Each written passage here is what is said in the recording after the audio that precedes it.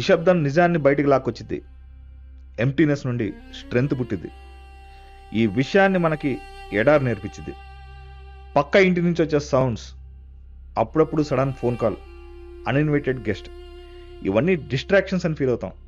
But ఏ work లేకపోతే the same distractions keep you occupied, because absolute silence is a violence and desert presence such a silence. ఎడారి నీకేం నేర్పించదు, దానికి జాలి ఉండదు. బట్ ఎడారిలో ఉన్న ప్రతి ప్రాణి అక్కడ ఎలా బతకాలో నేర్చుకునిద్ది, లేదా చచ్చూరుకునిద్ది. ఒక ఫర్టైల్ ల్యాండ్ నుండి కదిలి ముందుకెళ్తుంటే కొంత దూరానికి చెట్లన్నీ చిన్నవైపోతూ ఉంటాయి. ఇంకాస్త డిస్టెన్స్లో ఆ మొక్కల మధ్య దూరం పెరిగి వాటి సరౌండింగ్స్లో రాళ్ళు కనపడతాయి. ఇంకాసేపటికి భూమి పగుళ్ళు కనబడి ఉన్న ఆ మొక్కల ఆకులు కాస్త ముళ్ళగా మారతాయి. ముందుకెళ్లే కొద్దీ పగిలిన ఆ నేల దుమ్మును నింపుకునిద్ది. ఒక్క మొక్క, చిన్న కుక్క కూడా కనపడదు. దుమ్ము కాస్త ఇసుక ఇద్ది. ఆ ఇసుకలో కాళ్ళు ఈడ్చుకుంటూ నడిస్తే అదిగో చూడు, అదే ఆ ఎడారి. Now you are deserted. ఉదయాన్నే ఇహ ఆ సన్ స్కై వైపు అసెండ్ అవుతుంటే రాత్రి గాలులకి మడతపడ్డ చీర కట్టుకున్న ఏపిల్లో కొంగు నీ వైపు చాచినట్టు కనపడే ఆ ఇసుక తిన్నెలు నీ ప్రతి అడుగుని తనలో ఇంకించుకునిది. ఏ తేలో, ఏ బల్లో, ఏ నక్కో పామో వెళ్ళిన రూట్ మ్యాప్స్ని ట్రేసెస్గా నింపుకున్న ఆ ఇసుక టైం గడిచే కొద్దీ మెల్లగా గోల్డెన్ గ్లో పెంచిద్ది. ఎండమావులు నిన్ను ఆట పట్టిస్తాయి. దాహానికి నీళ్లు కరువు అవుతాయి. మధ్యాహ్నానికి విండు వాయిస్ మార్చిద్ది. నీ నీడ కూడా నీ కాళ్ళ కిందకి చేరి నిన్ను మరీ ఒంటరిని చేసిద్ది. ఆ ఎడారితో తలపడకుండా తట్టుకొని నిలబడితే మెల్లగా సాయంత్రానికి చల్లబడి ఎడారి మొత్తం ఒక నీడలాగా మారి రాత్రిలోకి జారిద్ది. రూత్లెస్గా కనపడిన అదే ఎడారి అర్ధరాత్రికి చల్లారి చల్ల గాలులతో నిండిపోయి రొమాంటిక్గా కనపడింది. ఇహ ఇప్పుడు ఇసుక పైన పోగేసిన కర్రలతో మంట వేసుకొని తలపైకెత్తితే మిల్కీవే మొత్తాన్ని మన మీదకి దుప్పటి కప్పినట్టు కనపడే గ్లోయింగ్ డైమండ్స్ లాంటి మిలియన్స్ ఆఫ్ స్టార్స్ స్కైలో స్ప్రెడ్ అయి ఉంటాయి. అందులో నుంచి వచ్చే మూన్లైట్కి ఎడారి అంచుల్లో ఉన్న శాండ్ డ్యూన్స్ బ్లూగా, దగ్గరలో ఉన్నవేమో సిల్వర్ గ్రేడియంట్తో, మిగతా ఫ్రేమ్ అంతా బ్లాక్ అండ్ వైట్లో ఒక నిశ్శబ్దాన్ని గాలులతో నింపుకొని నిన్నే కాదు పగలంతా శక్తిని దాచుకున్న ఆ ఎడారి జీవరాశుల్ని కూడా నిద్రలేపిద్ది. అలా ఎడారి రాత్రంతా మెలుకునే ఉండిద్ది. ఇలాంటి క్లైమేట్స్లో గొప్ప గొప్ప కథలు తయారయ్యాయి. ఏ కథలో అయినా కల్పితం మావులే. బట్ అద్భుతమైన కల్పితాన్ని కథలుగా మార్చి వాటి ఆరాని కాంటినెంట్స్కి స్ప్రెడ్ చేసిన హిస్టరీ ఒక సెట్ ఆఫ్ స్టోరీస్కి ఉంది.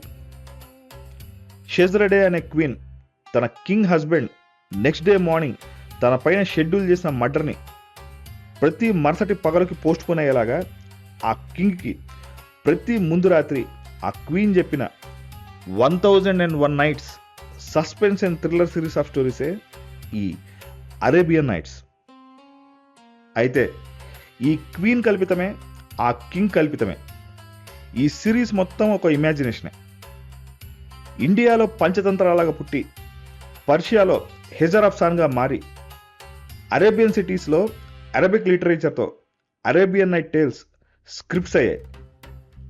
దారి పొడవునా ఉండే డెజర్ట్స్, వాటి గుండా వెళ్ళే ఆ క్యారవాన్స్, వాళ్ళ మధ్య జరిగే ఈ మిడ్ నైట్ క్యాంప్ ఫైర్ డిస్కషన్స్లో ఒక్కొక్క కథ ఇంకో కొత్త డీటెయిలింగ్ని యాడ్ చేసుకుంటూ చివరికి చెల్లా చెదురుగా ఉన్న ఆ అరేబియన్ కథలన్నీ 1704 to 1717 AD మధ్యలో ఫ్రెంచ్లోకి ట్రాన్స్లేట్ చేసి ఒక బుక్గా బైండ్ చేస్తే అవి క్లాసిక్ ఫ్యాంటసీ టేల్స్ అయ్యాయి. అయితే కథ ఎంత గొప్పదైనా దాన్ని చెప్పే తీరు బట్టి, అలాగే కథనం ఎంత గొప్పగున్నా బ్యాక్గ్రౌండ్ స్కోర్ బట్టి ఇమాజినేషన్ విజువల్ ఇంటెన్సిటీ పెరిగింది. అందుకే ఈ అరేబియన్ కథల్ని కూడా ఒక హిప్నాటిక్ ఆడియో ఆర్కిటెక్చర్లో మాత్రం వినాలి. అప్పుడు నువ్వు ఈ కథల్ని వినటం మానేసి కథలో ఉండిపోతావు. ఎక్కడో మధ్యలో తప్పిపోతావు.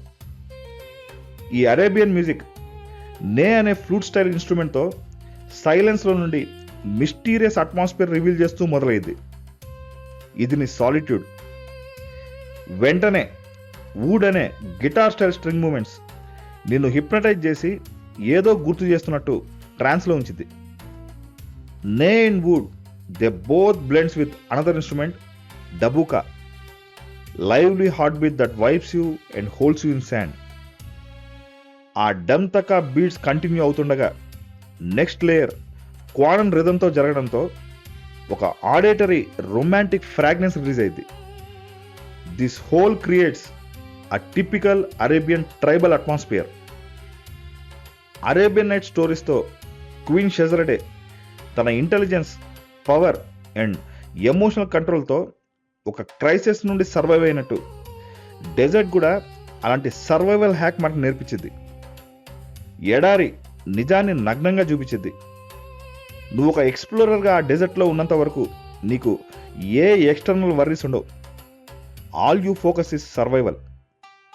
When every unnecessary external worrying factor is removed, only truth remains. అదే డెజర్టింగ్. డెజర్ట్ అంటే initial loneliness, after survival aloneness. అది ఎక్స్పీరియన్స్ అవ్వాలంటే ముందు నువ్వు ఓషన్ లాగా లేయర్స్లో కనపడే ఎమోషనల్ రిలేషన్స్లోకి డీప్ డైవ్ చేసి తప్పిపోయి తడిచి లేచి రావాలి. దాని తర్వాత ఆ కాళ్ళల్లో స్ట్రెంగ్త్ నింపుకొని మళ్ళా నిన్ను నువ్వు కన్స్ట్రక్ట్ చేసుకొని ఏ క్యాంప్ ఫైర్ ముందో కూర్చొని నీ రిసైలెన్స్తో రాసుకున్న కొత్త కథని నీకు నువ్వు గిఫ్ట్ ఇచ్చుకోవడమే లైలీ షెహ్రా, the raw journey towards the truth. అది